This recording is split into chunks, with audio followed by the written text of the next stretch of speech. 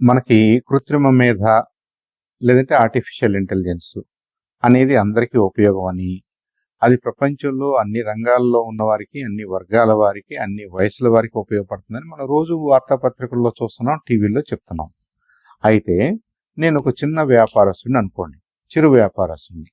నాకు కిరాణా కొట్టు ఉంది, లేదా నేను ధాన్యం వ్యాపారం చేస్తాను, లేదా నేను ఆ ఫిషర్మెన్ కమ్యూనిటీలో వాళ్ళు చేపలు ఎన్ని పట్టుకొచ్చిన తర్వాత వాటిని నేను బేరం ఆడుకుని మారు బేరానికి వేరే చోట అమ్ముతాను, వేరే వాళ్ళకి ఎక్స్పోర్ట్ చేస్తాను. ఇలా నేనేం పెద్ద ఆఫీస్ ఉండి 10 మంది ఎంప్లాయీస్ ఉండి 50 మంది ఉండి ఎంప్లాయీస్ ఉన్న అలాంటి ఆఫీసు అంత పెద్ద బిజినెస్ కాదు. కానీ నేను ఒకళ్ళు ఇద్దరు ముగ్గురు నలుగురు సహాయంతో నా వ్యాపారం చేసుకుంటున్నాను. ఇప్పుడు ఈ ఆర్టిఫిషియల్ ఇంటెలిజెన్స్ నాకు ఎలా ఉపయోగపడుద్ది? మీ చేతిలో స్మార్ట్ ఫోన్ ఉంటే మీకు చాట్ జీపీటీ లేదా జెమినీ లేదా గ్రాక్ లాంటి అప్లికేషన్స్, ఈ అప్లికేషన్స్ ఎక్కడ ఉంటాయి, వాటిని ఎలా వాడుకోవాలి మీ ఫోన్లోనే. ఇది కొద్దిగా తెలిసిన వాళ్ళతోటి మీరు ఒక 5 నిమిషాలు కూర్చుంటే మీకు అర్థమైపోద్ది. అయిన తర్వాత మీకు ఎలాంటి డౌట్ వచ్చినా అన్ని ఆన్సర్లు తెలిసిన ఈ కృత్రిమ మేధ అనే ఒక ఇంజిన్, ఒక మెషిన్ తెరచాటును ఉందని అనుకోండి. మీ ఫోన్కి దానికి లింక్ ఆల్రెడీ ఉంది. కాబట్టి మీరు ఈ అప్లికేషన్లో ఫలానా చోట వాయిస్, ఆ మైక్ బటన్ నొక్కుని మీరు మాట్లాడండి. టైప్ చేయాల్సిన అవసరం కూడా లేదు. మనం ఇంగ్లీష్లోనే టైప్ చేయాలా, తెలుగులో టైప్ చేయాలా, టైప్తో పని లేకుండానే ఇప్పటికే దాదాపుగా అన్నీ కూడా వాయిస్ తోటే, మాటతోటే మీకు రెస్పాన్స్ ఇస్తున్నాయి, మీతో మాట్లాడుతున్నాయి. కాబట్టి మీరు చక్కగా ఎక్కడ బటన్ నొక్కాలో మీరు అర్థం చేసుకుని ఆ బటన్ నొక్కినప్పుడు మీకు మీరు అడిగిన ప్రశ్నకి సమాధానం ఇస్తుంది.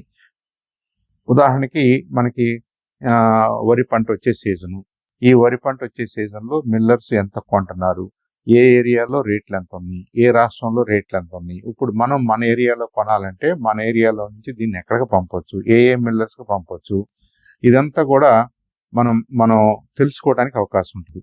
అలాగే మనం కిరాణా కొట్లో పనిచేస్తున్నప్పుడు మన దగ్గర ఉన్న సరుకు, దానికి కావాల్సినటువంటి ఆర్డర్స్ను ప్లేస్ చేసుకోవటం, మన దగ్గర ఎవరైనా నెలవారీగా కొనేవాళ్ళు ఉంటే వాళ్ళ సమాచారాన్ని సేకరించి పెట్టుకోవటం, వాళ్ళకి మనకి సంబంధించి వాళ్ళు ఆటోమేటిక్గా మనల్ని అడిగేటట్టు, మనం వాళ్ళకి పంపేటట్టుగా చిన్న చిన్న ఏర్పాట్లు చేసుకోవడానికి తెలిసిన కుర్రాళ్ళకి ఒక 1000 రూపాయలు 2000 ఇస్తే ఒక చిన్న అప్లికేషన్ని మన కోసం, మన షాప్ కోసం, మన దాంట్లోనే తయారు చేసి పెట్టగలిగినటువంటి టెక్నాలజీ వచ్చిందనమాట. దాన్ని మీరు ముందు దేనికొక దానికి వాడటం అలవాటు చేసుకోండి.